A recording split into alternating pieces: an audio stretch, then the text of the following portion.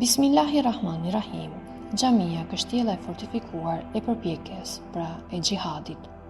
Imam Khomeini, Zoti qoftë i kënaqur me të, thotë kështu: Mihrabi është vendi i luftës, është qartësues i përballjes dhe i luftës kundër djajve dhe kundër tiranëve. Në këtë shprehje të tij, Imami i nderuar, Zoti qoftë i kënaqur me të, sqaron dhe hedh dritë mbi dy dimensione shumë të rëndësishme të luftës.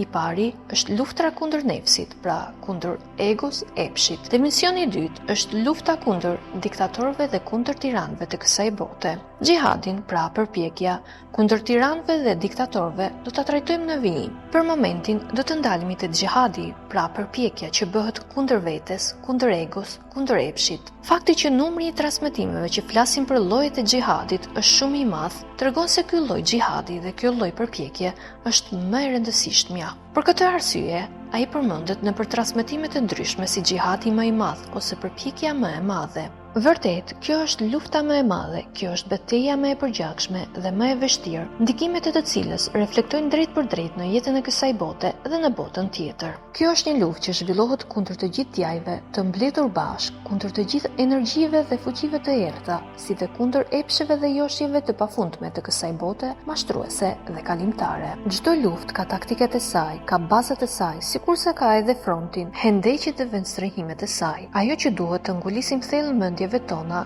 ne si besimtar, është fakti se xhamia është fronti, vendstrehimi dhe hendeku ynë në këtë luftë të madhe. Në këto kushte, të braktisësh xhamin do të thotë të ekspozosh veten tërësisht i zhveshur dhe i zbuluar përballë shigjetave të armiqve dhe veglave të tyre. Kjo, për ata që kanë dëshirë të pranojnë dhe për ata që nuk kanë dëshirë ta pranojnë, do të thotë të ekspozosh veten ndaj vrasjes, ndaj shkatrimit dhe ndaj eliminimit fizik. Kjo do të thotë për të gjithë ata që e njohin artin e luftës, një dorëzim pa kushte dhe një humbje e plot e luftës. Xhamia është siguria më e madhe, madje e vetmja që na ndihmon ne të fitojmë këtë luftë të madhe dhe të një saktësie të lartë. Ky është një dimension shumë i rëndësishëm, të cilën e gjejmë të pranishëm edhe te transmetimet që na vijnë nga prirësi i besimtarëve. Imam Aliu, paqja e Zotit qoftë mbi të, në njërin prej këtyre transmetimeve, ai thotë: "Të gjithë ata besimtarë që e frekuentojnë vazhdimisht xhamin, do të përfitojnë minimalisht këto mirësi të mëdha. Një vëlla besimtar që e duan për hatër të Zotit, dijen e marr në mënyrë të pandërprerë, mesimet e një ajeti kuranor, mëshirën e shumë pritur të Allahut, një fjalë të mirë që e ndalon nga e keqja, heqja dorë prej një gjunahu, ose prej frikës prej Allahut, ose prej turpit prej tij." Në një tjetër transmetim nga i dërguari i Allahut, paqja e bekati i Allahut qoftë mbi të dhe mbi familjen e tij të nderuar, citohet: "Më e pakta që mund të përfitojë një besimtar prej frekuentimit të shpeshtë të xhamisë është një prej tre mirësive të mëdha, një lutje e sinqertë drejtuar Allahut të Madhërisëm, që bëhet shkak për ta futur atë në xhennet, një lutje e sinqertë drejtuar Allahut të Madhëruar, që bëhet shkak që ai të largojë prej tij